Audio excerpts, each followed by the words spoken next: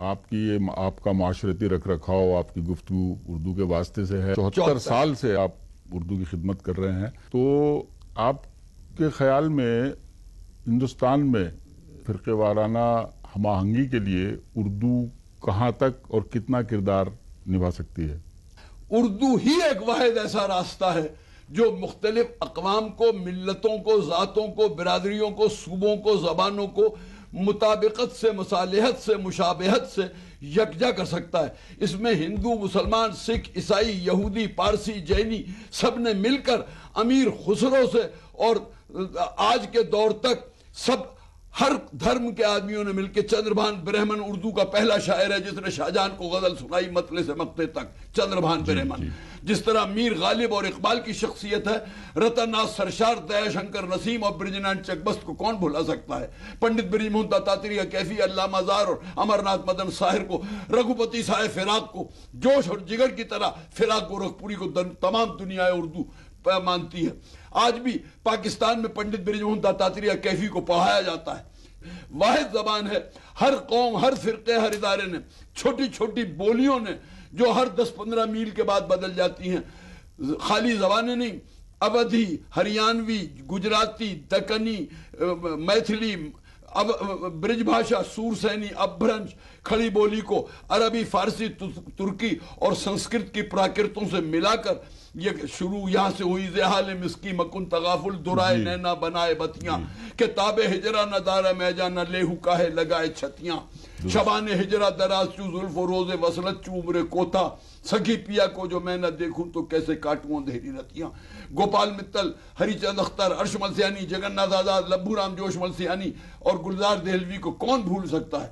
اس لیے مشترکہ تہذیب، متحدہ تمدن، قومی یکجہتی، اتحاد اور ہندو مسلمانوں کے اختلاط کے لیے مشرق بعید سے مشرق وسطی تک واحد صراط دوستی اور عالمگیر اخوت کی اگر کوئی علمبردار اس ملک میں زبان ہو سکتی ہے، جیسا کہ سر تیج بہادر سپرو نے کہا تھا کہ ہماری متحدہ تہذیب کا واحد ورثہ ہے جو امانت ہے ملک اور قوم کی، میں اسی کی تائید میں یہ بات کہتا ہوں۔ بہت خوب گلزار صاحب، آپ نے اردو کی ترویج و ترقی کے لیے زندگی کو وقف کر دیا اور آپ کا بنیادی مقصد اردو کی ترویج تھی، اردو زبان بھی، اردو ادب بھی، اردو تہذیب۔ جی، تو اس سمت میں آپ نے خصوصاً کیا کیا؟ میں نے یہ کیا توحید خالق اور توحید نوع بشر، اس کو کہ ایک خالق ہے، ایک مخلوق ہے، نوع بشر ایک ہے، ہیومن ریس، مین کائنڈ، مانوتا ایک ہے، مشرق کی ہو یا مغرب کی، سارا برہمانڈ، ساری سرشٹی، ساری کائنات، ساری ماورائے کائنات جو مخلوق خدا ہے، اس کی تخلیق کی نوعیت محبت اور خدمت پر ہے اور توحید ذات پر ہے۔ تو جب ایک خدا اور ایک مخلوق ہے تو بیر کس بات کا؟ اس بات کو میں اپنے نظم میں، نثر میں، تقریروں میں، شاعری میں اس کو میں پروجیکٹ کرتا ہوں جس طرح بھی کرتا ہوں۔ تو اب اس مرحلے پر کچھ نمونہ کلام اگر عطا ہو جائے؟ بہت اچھا، کچھ شعر بھی سنا دیتا ہوں نواب۔ میں وہ ہندو ہوں کہ نازا ہے مسلمہ جس پر، دل میں کعبہ ہے میرے دل ہے صنم خانوں میں، جوش کا قول ہے اور اپنا عقیدہ گلزار، ہم سا کافر نہ اٹھا کوئی مسلمانوں۔ بہت خوب، بہت خوب۔ دیکھیے کچھ ربائیاں ہیں، الفاظ تو اس میں خمریات کے، رندی اور شوخی کے، شراب و کباب کے ہیں، لیکن معرفت و توحید سے متعلق۔ ساقی کی نگاہوں سے جوانی مل جائے، ساقی کی نگاہوں سے جوانی مل جائے، پھرتی ہوئی مستی کی کہانی مل جائے، دیتا ہے تو دے جام ہوسکاروں کو، گلزار ارم سے مجھے پانی مل جائے۔ واہ واہ واہ، دیتا ہے تو دے جام ہوسکاروں کو، گلزار ارم سے مجھے پانی مل جائے۔ عرض کرتا ہوں، شبنم کی مدد سے باغ دھل جاتے ہیں، اشکوں سے گناہ کے داغ دھل جاتے ہیں، شستہ جذبات ہوں کہ شستہ افکار، انسان کے دل و دماغ دھل جاتے ہیں۔ بہت خوب۔ شستہ جذبات ہوں کہ شستہ افکار، انسان کے دل و دماغ دھل جاتے ہیں۔ اس کہتا ہوں، راز الفت کا کون پہچانے، راز الفت کا کون پہچانے، یہ سمجھتے ہیں صرف دیوانے، یہ سمجھتے ہیں صرف دیوانے، کون سمجھا ہے کون سمجھے گا، شمع گردش میں ہے کہ پروانے، کون سمجھا ہے کون سمجھے گا، شمع گردش میں ہے۔ اب دوسرے رنگ کی سن لیجئے، داغ کے رنگ میں، جی، میدان محبت میں غضب ہیں ہم لوگ، اللہ مسبب ہے، سبب ہیں ہم لوگ، از بس کے ہے ہر چیز کا خالق اللہ، اللہ سے انگور طلب ہے ہم لوگ۔ بہت خوب، بہت عرض خوب۔ کرتا ہوں پاکیزہ بزرگوں کی نشانی دے دے، ساقی مجھے انگور کا پانی دے دے، آنے کو جو ہو عمر بزرگی لے لے، لا جام میں کچھ اور جوانی دے دے۔ بہت خوب۔ لا آخری ربائی سن لیجئے جی ارشاد۔ کہ دو روائیاں، رسم کوہنا کو توڑ دے ساقی، حور و جنت بھی چھوڑ دے ساقی، اپنی آنکھوں سے میرے ساغر میں زندگانی نچوڑ دے بہت ساقی، خوب، واہ اپنی واہ آنکھوں سے میرے ساغر واہ، میں واہ۔ زندگانی۔ اس خاندان کی آخری ربائی میں مصروں کا ارتقا دیکھیے، دلدل اور مٹی اور مجاز سے شروع ہو کے حقیقت تک پہنچتے ہیں کہ میں انگور پلا دے ساقی، میں انگور پلا دے ساقی، شعلہ طور پلا دے ساقی، شعلہ طور پلا دے ساقی، حوض کوثر سے منگا کر مجھ کو نور ہی نور پلا دے ساقی۔ بہت نور ہی اچھا، بہت خوب، بہت عمدہ۔ گلزار صاحب، آپ نے 60-70 ممالک کا غالباً سفر کیا ہے۔ یا ہندوستان کے باہر اردو اور اردو کلچر کا اثر سب سے زیادہ آپ نے کہاں پایا؟ جناب، دنیا کی 134 یونیورسٹیوں میں اردو پڑھائی جاتی ہے، ہندوستان پاکستان سے باہر 134 یونیورسٹیوں میں، 70 ملکوں میں سالانہ اردو کے سیمینار، کانفرنس اور مشاعرے ہوتے ہیں، عالمی مشاعرے، انڈو پاک مشاعرے۔ میں سعودی عرب گیا ہوں، جدہ اور ریاض میں میرے استقبال ہوئے ہیں، دوحہ قطر میں، بحرین میں، شارجہ میں، دبئی میں، ابو دھابی میں جگہ، اور کینیڈا میں، ڈنمارک میں، روس میں، تمام 23-24 جگہ امریکہ میں اردو والوں نے میرا استقبال کیا۔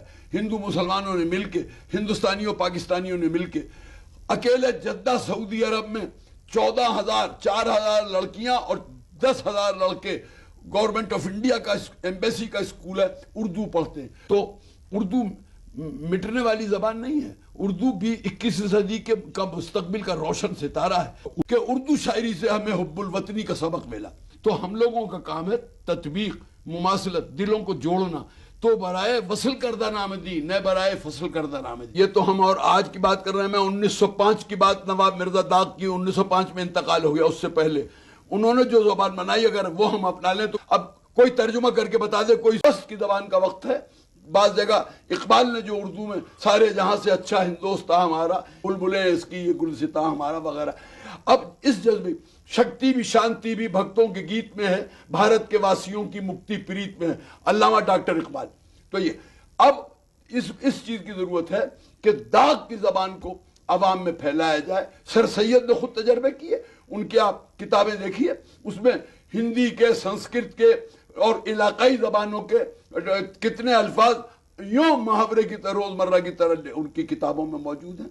تو آج ضرورت ہے اسی ہندوستانی بول چال کی، عام فہم زبان کی، جس کی بنیاد میر اور داغ نے رکھی۔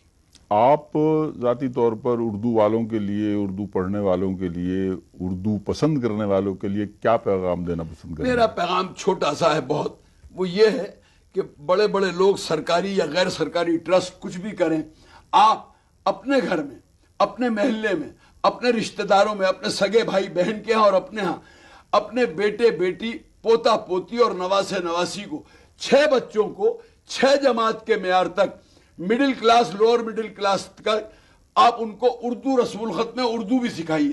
پھر چاہے آپ فرینچ پڑھائیں، جرمن پڑھائیں، اسپینش پڑھائیں، رشین پڑھائیں، چاہے کوئی زبان دنیا کی، انگریزی پڑھائیں، خوب پڑھائیں، ایم اے پی ایچ ڈی کرائیں، ایل ایل بی کرائیں، لیکن اسلاف کی قدروں کو، اسلاف کی تہذیب کو، اسلاف کے ادیان اور نظریات کو اگر اخلاف تک، نئی نسل تک پہنچانا ہے تو 6 7 8 کلاس کے معیار تک اردو رسم الخط میں اردو پڑھائیں گے تو آپ کا دین اور ادب، دنیا دونوں محفوظ رہیں گے، ورنہ دونوں پہ حملہ ہے۔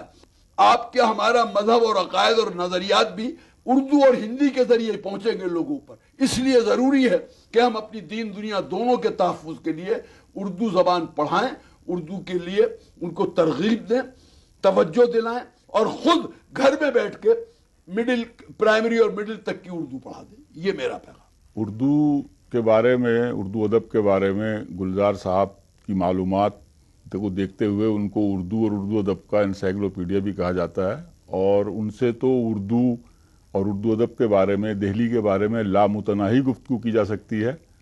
بہرحال میں بہت شکر گزار ہوں آپ کا کہ آپ تشریف لائے اور آپ نے ایک اس گفتگو کا موقع دیا۔ تو کیسا لگا جو سب میں نے کہا تھا؟ شاعری سب تو ٹھیک ہے، بہت بہت کچھ ہے اس کے اندر، گہرائی فلسفی ہے، فلسفہ بہت گہرائی فلسفہ اس کے اندر رکھا ہوا ہے۔ تو ٹھیک ہے، خدا حافظ، آج یہاں تک کی، پھر دوسرے کوئی بات میں چلے آنے۔ خدا حافظ۔